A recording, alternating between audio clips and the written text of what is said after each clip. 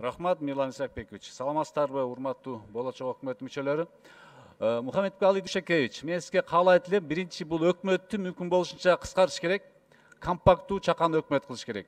Анан өкмөт ачык болуш керек, электрондук өкмөткө толук өтүш керек. Буга биздин ошол Эстониянын мисалын алып көрсөк болот. Канчалык ачык болсоңуздар, ошончолук коррупция жол жабылат, анан өзүңүзгө да оңой болот. Анткени элдин көзөмөлүндө болгон нерсе бул өтө жакшы болот. Эл көзөмөлдөп турса, ачык болуш керек. Анан бул өкмөт өнүгүүнүн өкмөт болсо, мүмкүн болушунча мыкты бизнес жана инвестициялык климат түзсөңүздөр. Сиз бул жерге жазыпсыздар программада. Doing business рейтинг карайбыз деп. Бул өтө жакшы нерсе. Анан ачык асман саясатын киргизиш керек. Бул өтө маанилүү, анткени мурунку премьер-министр дагы сөз берип, бирок 6 айда ошону кыла алган жок да. Эгер эркиңиз жетсе ушуну киргизип алсаңыз, бул биринчиден бюджетке толук кошумча акча келет.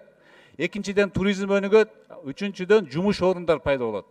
Ушуга эгер каттуураак киришсеңиз, урматтуу, анан дагы бир нерсе бул адилеттүү өкмөт болсо. Буга чейин укук коргоо органдары реформа натыйжа берген жок. Анткени ошол реформанын ичиндеги профессионалдар кылган жок, ошону түшүнбөгөн адамдар кылды. Ичиндеги профессионалдардан команда түзүп, реформа кылбасаңыздар коррупция азайган жок. Эл күнүгө ошо менен беттешип атат да, ошо бул деген элдин өкмөткө болгон ишенимин азайтып атат. Анан эң чоң негизги нерсе, биз билим берүү тармагын реформа кылып алдыга жылдырбасак, биз келечекте мамлекетибиздин келечеги оор болуп калат. Акыркы убакта билим берүү министрлиги жакшы реформаларды кылып атат. Бирок анын эффективдүүлүгүн көбөйтүш үчүн эң биринчи мугалимдердин айлыгын көбөйтүп, аларга жакшы иштөө үчүн шарт түзүп бериш керек. Биз мугалимдердин деңгээлин көтөрбөсөк, алар биздин балдарга келечекте талап боло турган билим бере албайт. Мына министерстволорго, ведомстволордун ремонтуна бир жылда 800 миллион сом акча кетет экен.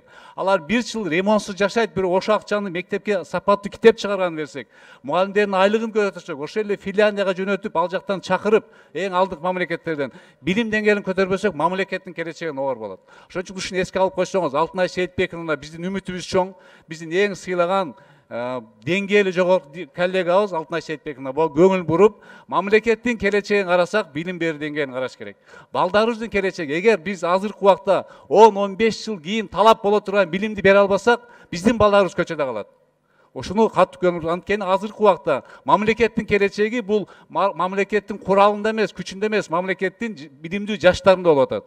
Мен ушуга чакырып кетет элем, сөзсүз каражат табып, мына акыркы 2 айда, 3 айда бажыдан кошумча акча түшүп атат дейт. Биз мугалимдерге шарт түзүп берели, алардын талап кылыштан мурун. Ушуга көңүл буруп койсоңуздар. Рахмат.